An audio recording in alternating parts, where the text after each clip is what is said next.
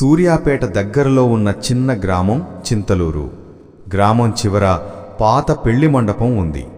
ఎవ్వరూ అక్కడికి వెళ్లరు. గ్రామస్తుల మాట ప్రకారం ఆ మండపంలో జరిగే ప్రతి పెళ్లి రాత్రి మరణంతో ముగుస్తుంది. అది నిశ్శబ్దమైన రాత్రి. వర్షం తర్వాత గాలి చల్లగా ఉంది. నగరానికి చెందిన సుజాత అనే ఫోటోగ్రాఫర్ తన కొత్త డాక్యుమెంటరీ కోసం ఆ మండపాన్ని ఫోటోలు తీయడానికి వచ్చింది. గ్రామస్తులు అక్కడికి పోకండమ్మా అని చెప్పినా ఆమె నవ్వుతూ కెమెరా పట్టుకుని వెళ్ళింది. మండపం పెద్దగా, పగిలిన గోడలు, జాలి వీచిన తలుపులు, పాత పూల తోరణం ఇంకా వేలాడుతూనే ఉంది. ఒక మూలలో కాంక్షతో ఎండిన పూలమాలలు, చినిగిన పంచాలు, గాలి ఊపిరి తీసుకున్నట్టుగా అనిపించింది. సుజాత కెమెరా ఆన్ చేసి ఇది 1980లో నిర్మించిన పాత పెళ్లి మండపం అని రికార్డ్ చేస్తోంది. ఆ సమయంలో ఫ్రేమ్లో ఏదో కదిలినట్టుగా అనిపించింది. బహుశా పిల్లై ఉంటుంది అనుకుంది. కానీ కెమెరా స్క్రీన్లో స్పష్టంగా కనిపించింది. తెల్ల దుస్తులు వేసుకున్న ఒక వధువు మండపం మధ్యలో నిలబడి ఉంది. సుజాత వెనక్కి తిరిగి చూసింది. ఎవరూ లేరు. కెమెరా వైపు తిరిగి చూసేసరికి ఆ ఫ్రేమ్ ఖాళీగా ఉంది. గుండె బలంగా కుట్టుకుంది. లైట్ రిఫ్లెక్షన్ కావచ్చు అనుకుని సాంత్వన పొందింది.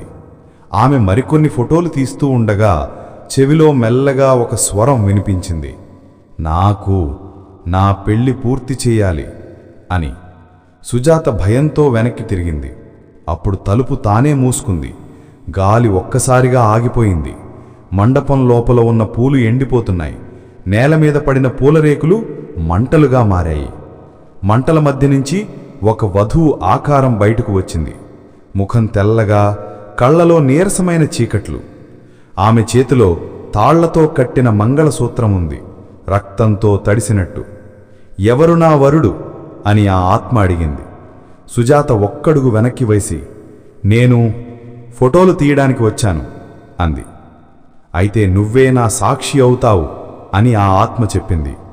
క్షణంలోనే సుజాత చేతిలో మంగళసూత్రం పడింది. ఆ తాడు కదిలి ఆమె చేతికి చుట్టుకుంది. కెమెరా లెన్స్ స్వయంగా ఆ ఆత్మ వైపు తిరిగింది.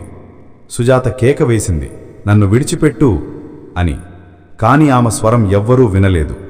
మండపం వెలుపల గాలి చల్లగా మారింది. కెమెరా లైటు ఒక్కసారిగా ఆగిపోయింది. మరుసటి రోజు ఉదయం గ్రామంలో కొంతమంది రైతులు ఆ మండపం పక్కన రోడ్డుపై ఒక కెమెరా కనిపెట్టారు.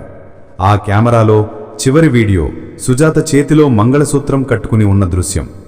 ఆ తర్వాత గ్రామంలో ఎవరూ పెళ్లి మండపం గురించి మాట్లాడలేదు.